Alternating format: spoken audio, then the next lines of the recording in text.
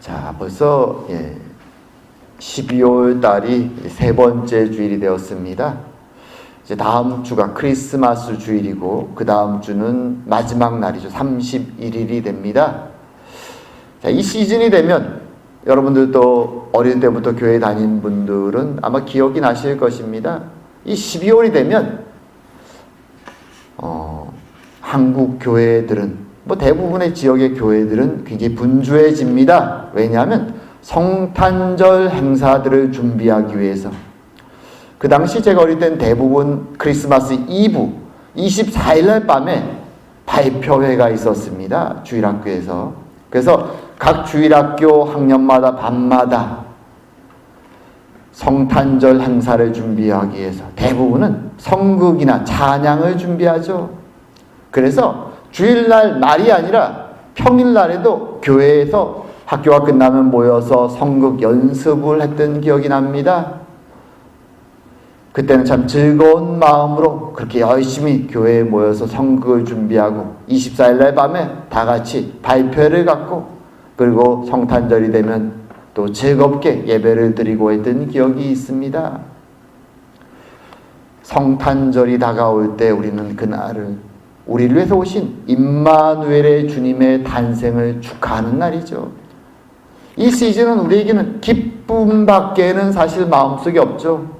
기다림과 기쁨, 감사 이런 주제들이 가득 찹니다. 그리고 그런 추억들이 저에게도 가득 차 있죠. 하지만 오늘 본문을 잘 읽어보고 구약 사람들이 임마누엘의 오심을 기다릴 때 그 메시지 안에는 오늘날 우리처럼 기쁨과 감사만이 넘쳐난 것이 아니라 실제로 그 안에는 긴장과 두려움과 걱정이 넘쳐났습니다. 왜냐하면 임마누엘의 오심 안에는 구원의 메시지만 있는 것이 아니라 심판의 메시지가 함께 있었기 때문입니다. 오늘은 이 임마누엘에 대한 믿음이 과연 구약시대부터 지금까지 내려오는 그 임마누엘에 대한 믿음이 과연 어떤 것이며 우리는 기쁨으로 맞이하는 이 성탄의 시즌 임마누엘의 오심을 왜 구약 사람들은 두렵고 떨림으로 맞이할 수밖에 없었는가 한번 생각해 보면서 임마누엘을 맞이하고 그 이름과 함께 살아가는 우리의 마음도 한번 돌아보는 시간이 되기 원합니다. 자, 오늘 본문의 시작은 전쟁의 때죠. 전쟁의 때. 정확히 말하면 기원전 740년경에 발생한 일들입니다. 그동안은 이스라엘이 말하자면 기원전 1000년경에 있었던 다윗의 때부터 해서 200년 넘게 아주 나름대로 잘 살아왔습니다. 왜냐하면 이집트나 혹은 메소포타미아의 전통적인 강대국들이 좀 쉬고 있을 때였기 때문에 그렇습니다. 하지만 이제 740년경이 되면 다시 예전처럼 메소포타미아의 전체를 통일하는 강력한 나라가 일어나죠. 이스라엘의 역사 앞뒤를 살펴보면 항상 그런데 고대 근동의 역사를 보면 항상 그런데 이집트가 강성해지든가 가나안의 동쪽편, 서쪽편에 있다고 말할 수 있겠죠.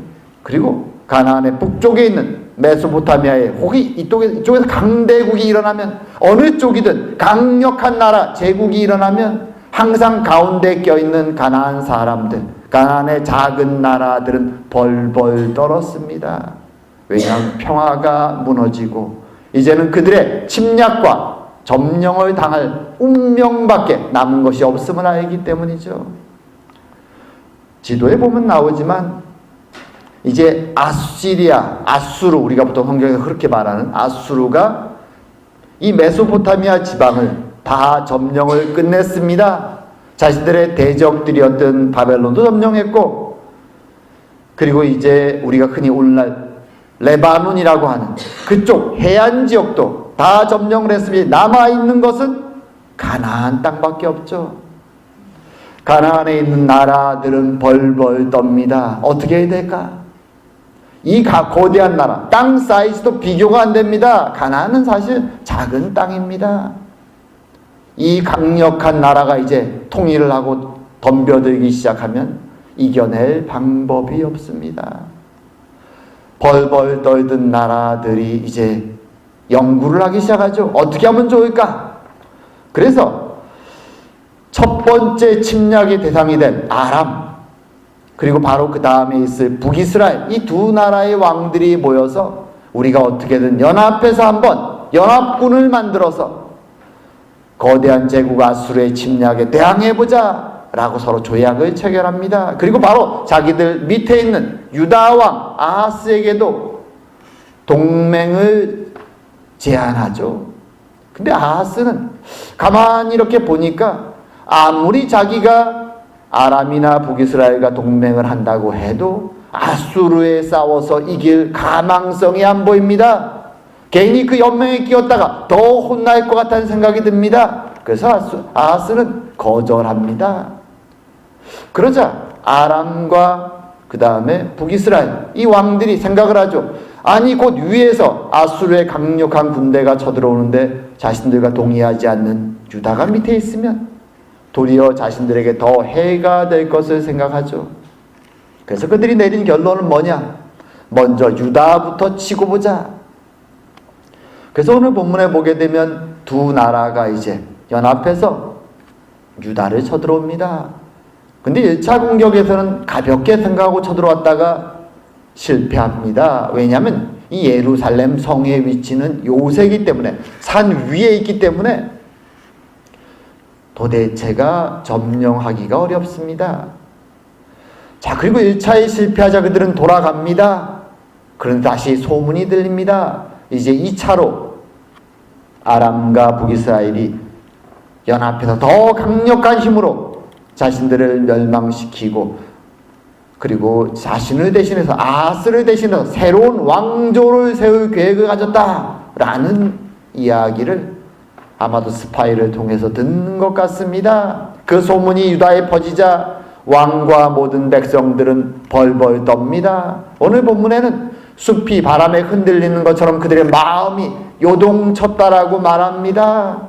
어찌할 바를 모르는 것이죠.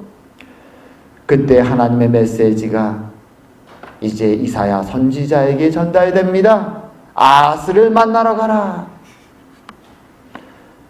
근데 특이한 것은 하나님이 이사야에게 너의 아들을 데리거라 라고 말하죠. 사실 그것도 하나님의 메시지를 담고 있는 사인입니다. 이제 이삭이 아하스를 찾아가서 주는 메시지는 이것이죠. 너는 삼가며 조용하라. 동사만 얘기하면 뒤에 또 따라 나오죠. 두려워하지 말며 낙심하지 말라. 동사 4개를 사용합니다. 삼가라, 이거는 조심해라 라는 얘기죠. 함부로 행동하지 말라는 것입니다. 조용히 상황을 지켜보라는 것이죠. 하나님이 어떻게 일하시나. 그리고 더 이상 두려워하지 말고 낙심하지 말라고 말합니다.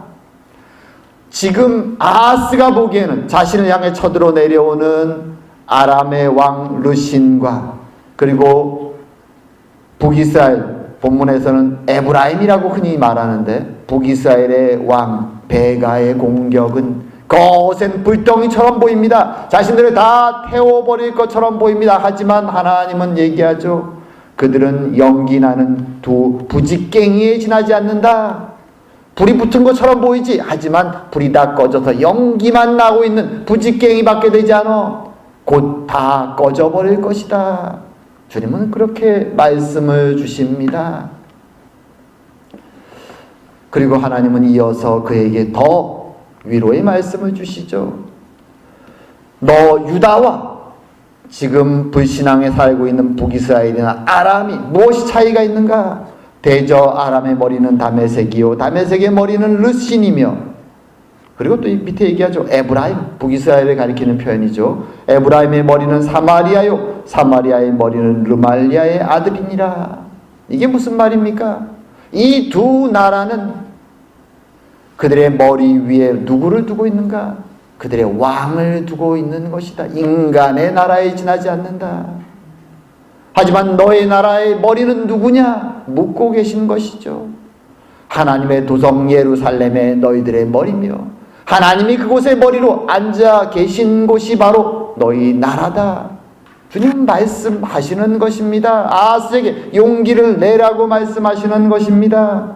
그러고 말씀하시죠. 만일 너희가 굳게 믿지 아니하면 너희는 굳게 서지 못하리라. 하나님이 지금 아하스 왕에게 선택을 요구하고 계신 것입니다. 사실 아하스의 지금 마음속에는 정치적인 계획이 서 있습니다. 흔히 고대의 국가들이, 오늘날도 마찬가지죠. 약소국의 왕들이, 약소국의 대표자들이 자신들에게 위험이 처했을 때 선택하는 방식이죠. 어떻게 합니까? 더 센 나라에 붙는 것이죠. 항상 고대부터 사람들은 그렇게 해왔습니다.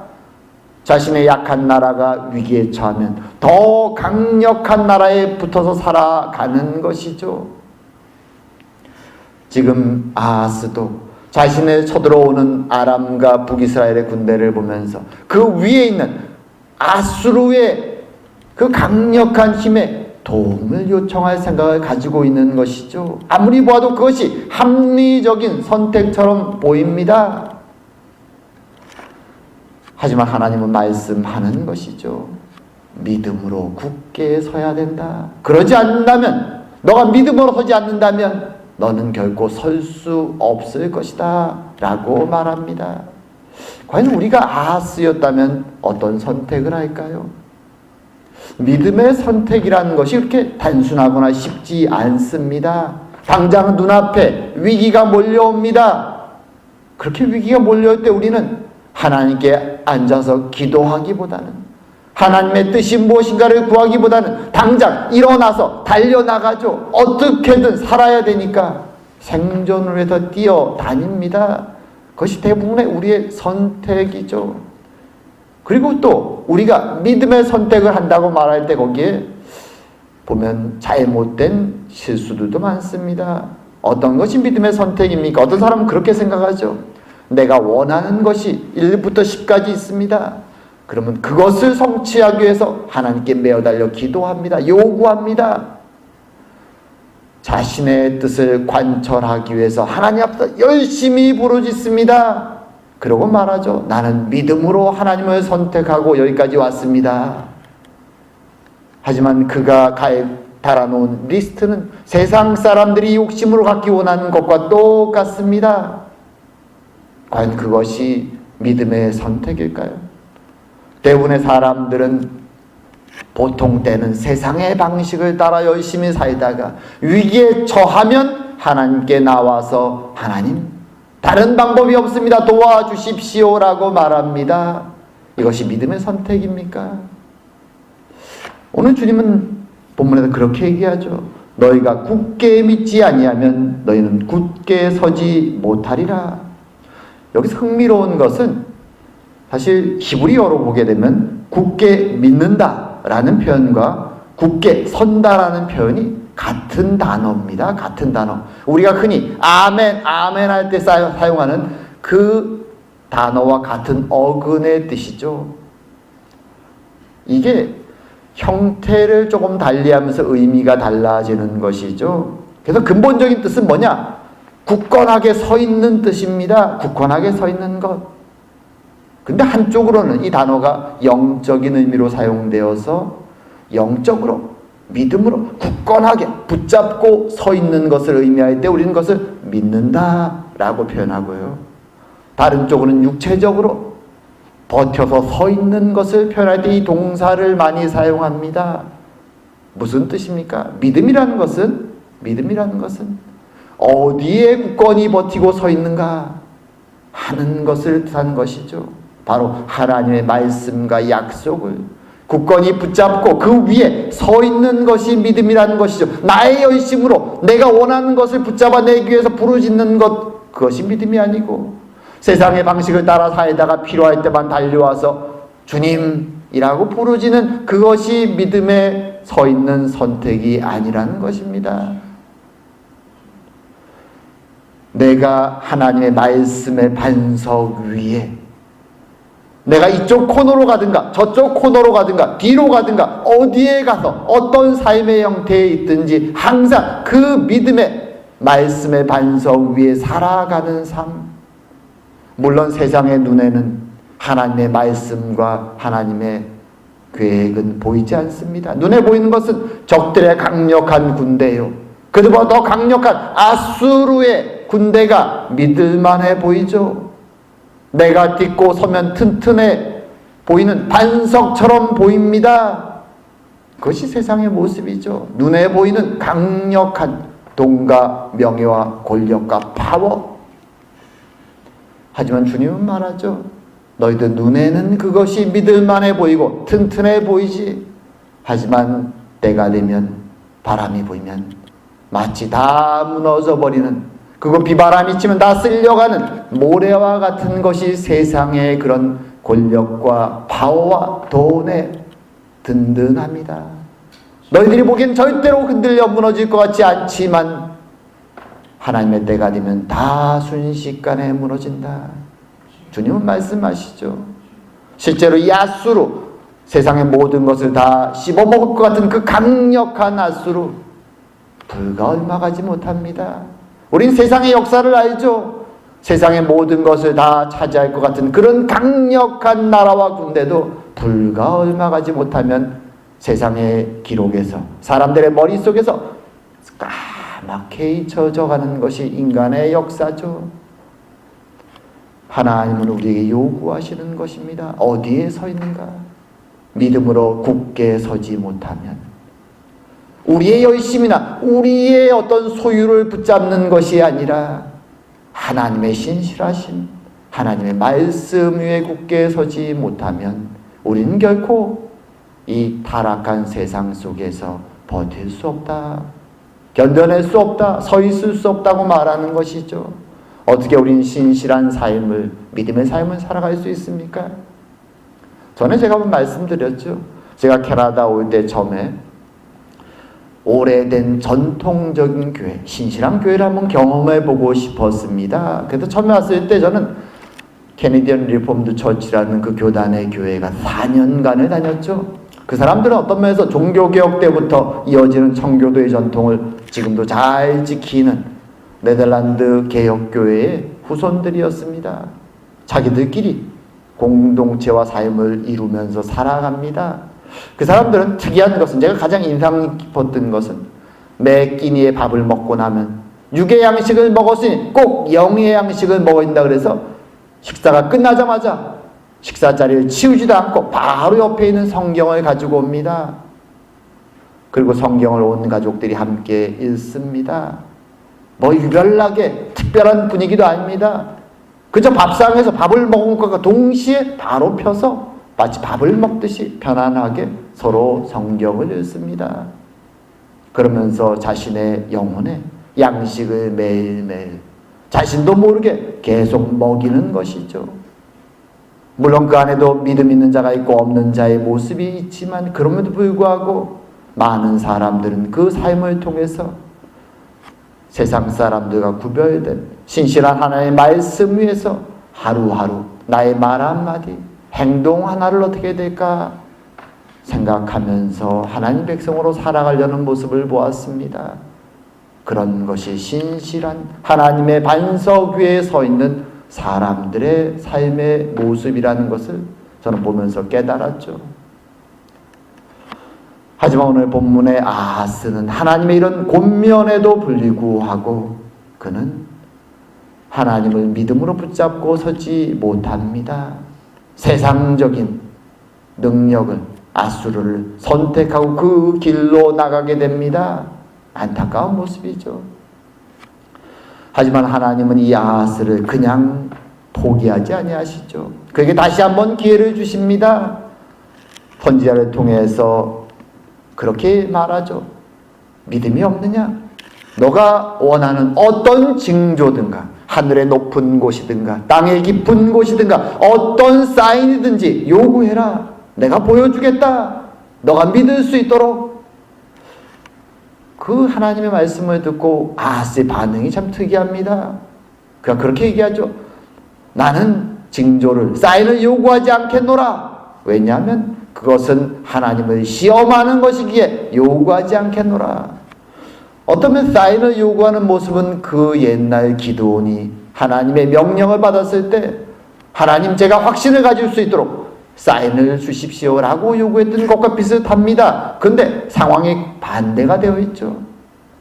물론 하나님을 시험하고 테스트하는 것은 불경건한 행동일 수 있습니다. 하지만 지금은 하나님이 사인을 보여주시겠다고 요구하는데 그것을 거부하는 이유는 무엇인가 하면 그의 마음속에 이미 결정이 섰기 때문입니다.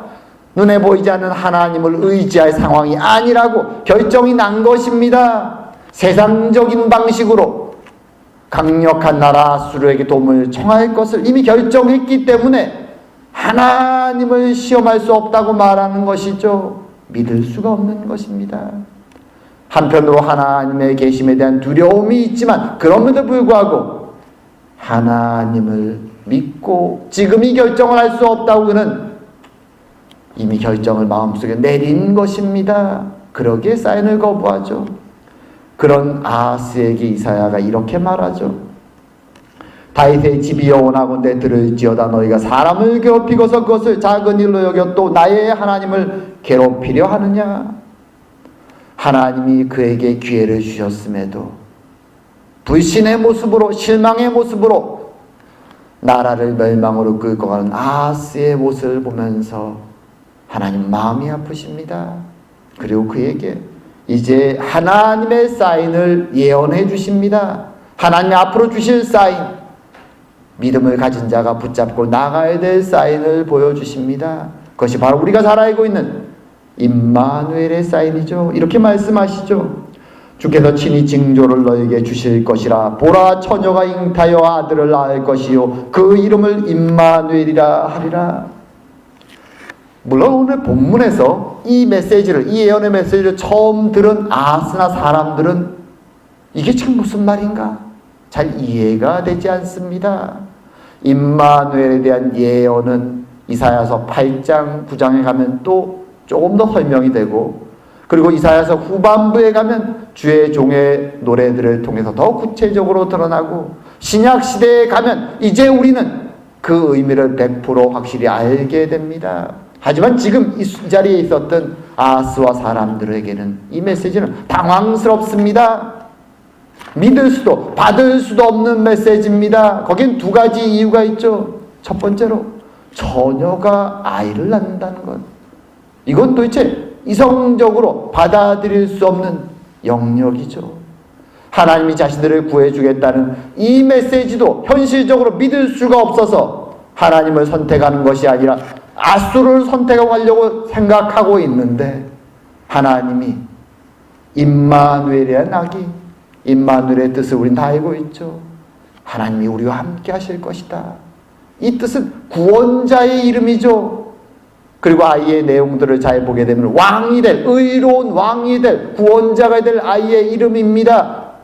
그런데 처녀를 통해서 그 아기가 태어난다는 이 내용은 도대체 불신앙의 아하스의 마음에는 받아들일 수가 없습니다. 이게 도대체 무슨 말인가? 이해가 되지 않습니다. 그리고 또 한 가지, 이 아이가 결국에는 구원자요 왕의 사인으로 오시는 분이지만 하나님이 우리와 함께 하신다, 결국은 종국적인 구원해 주실 사인으로 주신 것은 맞지만 이 아이가 처음 태어나 자라갈 때 그 첫 번째 사인의 의미는 무엇인가 하면 불신앙하고 하나님을 떠난 자들에 대한 심판이라고 하나님은 말씀해 주십니다. 이 아이가 자라갈 때, 선과 악을 알게 될 때 너희들 이 땅에는 심판이 임할 것이다. 아수르가 바로 심판의 타신이 되어서 너가 지금 두려워하는 아람과 북이스라엘을 다 멸망시키고, 그리고 너희들에게까지 고통의 시간이 찾아올 것이다. 그렇게 말씀하시는 것이죠. 하나님은 왜 구원자의 이름인 임마누엘, 그 아기의 탄생을 통해서 그의 백성들 이스라엘에게 심판의 소식을 알리는 것일까요? 그것은 지금 북이스라엘과 마찬가지로 남유다도 불신앙하고 하나님의 언약을 어기고 자신들의 욕망을 따라 살아가고 있기 때문입니다. 더 이상 하나님의 나라가 하나님의 거룩과 하나님의 은혜를 드러내는 것이 아니라 세상의 탐욕과 욕망으로 가득 차 있기에 하나님은 그분이 모세에게 약속했던 것처럼 언약적 벌을 내리시겠다고 말씀하시는 것입니다. 그리고 그 벌의 과정을 지난 후에 하나님은 이제 남은 자들을 통해서 그 고난과 어려움을 거친 후에 믿음으로 회개하고 돌아온 자들을 통해서 남은 자들을 통해서 하나님의 약속을 성취하실 것이라고 말씀을 주시는 것입니다. 그러게 구약의 이스라엘 사람들은 오직 하나님의 축복과 은혜만을 기억하는, 그러면서도 한편으로는 자신들의 욕망을 따라 살았던 사람들, 말하자면 한편으로는 안식일이 되면 열심히 제물을 바치면서도 나머지 6일 동안은 세상 속에서 욕망을 따라 살았던 그 사람들은 이 말씀을, 이 임마누엘의 말씀을 받을 수가 없습니다. 그래서 그들은 이 말씀을 전했던 하나님의 종들을 때리고 벌하고 도리어 믿음 없는 자들이라고 욕하고 비난하는 일들을 멈추지 않습니다. 그것이 이스라엘의 마지막 때의 모습들이었죠. 우리는 눈물의 선지자 예레미야의 이야기를 통해서도 그런 일들이 끝없이 반복됨을 잘 알고 있습니다. 하지만 하나님은 이 말씀을 통하여 하나님의 구원의 역사가 신실하게 어떻게 이루어져 갈지, 그리고 비록 눈앞에 있는 아하스는 이 말씀을 받지 못하고 인간적인 선택을 하고 나가지만 하나님이 이 말씀을 전할 때 그것에 귀를 열고 마음을 열고 하나님께 무릎 꿇는 남은 자들에게 믿음으로 이 임마누엘의 말씀을 붙잡으라고 이 메시지를 주는 것입니다. 그리고 오늘날 살아가는 우리들에게도 하나님이 어떻게 신실하게 그의 말씀을 이루어 가셨는가를 기억하라고 이 말씀을 주고 계신 것이죠. 이 말씀에 따라 하나님은 처녀를 통하여 성육신의 주님을 주셨고, 그리고 그분이 이 땅에 자라가시며 세상 속에서 고통의 길, 십자가의 길, 고난의 길을 걸어가심을 통하여 그의 백성에게 구원해 주시는 역사를 우리에게 보여주셨습니다. 믿음이 없이는 결코 믿을 수 없는 성육신과 십자가의 사건을 우리에게 믿을 수 있는 은혜를 허락하여 주신 것입니다. 그리고 우리에게 묻는 것이죠. 너희들은 참된 믿음으로 굳게 서 있는가? 믿음으로 하나님의 말씀 위에 서 있을 때 온전히 너희들은 굳게 서게 될 것이다 라고 말씀하는 것입니다. 이제 말씀을 정리할까 합니다. 오늘 남유다는 위기에 처해 있죠. 어찌할 바를 모릅니다. 당황스럽습니다. 우리의 인생 가운데도 그런 힘들고 어려운 시기가 찾아옵니다. 주님은 말하죠. 두려워하지 말라. 너희 눈에는 큰 불덩이처럼 모든 걸 태워버릴처럼 덤벼드는 자들일지 모르지만 그들은 단지 연기나는 부직갱이에 지나지 않는다. 하나님의 시선으로 세상을 바라보고 잠잠히 하나님 앞에 두려워하지 말고 무릎 꿇고 하나님을 따라오라고 권면하십니다. 그리고 더 나아가서 임마누엘의 사인을 통하여 하나님의 백성들이 불신앙하고 타락한 세상 속에서 남은 자의 길을 걸어가기 위해서 어떤 길을 걸어가야 되는가 보여주시는 것이죠. 우리 주님은 이 땅에 성육신하여서 오셔서 십자가의 길을 걸어가시며 제자들에게 그리고 우리들에게 말씀하십니다. 나를 따라오라. 좁은 길을, 십자가의 길을 따라오라. 넓은 길이, 세상의 길이 결코 하나님의 백성의 길이 아님을 주님은 말씀하시며, 타락한 세상 속에서 하나님의 백성은 주를 따라 믿음으로 걸어가고 그리고 신실한 말씀을 따라 좁은 길을, 주의 백성의 길을 걸어가야 된다라고 말씀해 주시는 것입니다. 참으로 이 말씀을 붙잡고 오늘도 하나님의 신실하신 말씀 위에 서서 오늘도 우리의 손을 붙잡고 동행하시는 하나님의 은혜를 바라보며 임마누엘 되신 그분의 은혜에 감사하며 하루하루 살아가는 저와 여러분 되기를 주의 이름으로 축원드립니다. 기도드리겠습니다. 사랑과 은혜의 하나님 아버지, 참으로 오늘도 말씀 속에서 위기 속에서 바람에 부는 나무처럼 흔들리며 두려움에 떠는 아스를 찾아와 주시는 주님의 모습을 보았습니다. 우리들도 위기 어려움 속에서 아스처럼 세상 사람들의 선택을 하며 그렇게 살아가는 순간이 많았음을 고백합니다. 주님, 우리 연약함을, 믿음 없음을 불쌍히 여겨 주시옵고 주님의 약속의 말씀, 생명의 말씀, 신실하신 말씀을 매일매일 우리의 영의 양식으로 먹으며 주님의 그 신실하심 위에 서서 주님 임마누엘 되신 주님의 은혜를 누리며 동행하며 주님 만날 그날까지 주의 백성으로 살아가는 저희가 다 될 수 있도록 은혜 내려 주시옵소서. 비록 좁은 길, 십자가의 길 쉽지 않사오나 주님의 은혜로 말미암아 이것을 감당하며 모든 일을 끝냈을 때 착하고 순종한 충성된 종이란 칭찬 듣는 저희 모두가 될 수 있는 은혜를 허락하여 주시옵소서.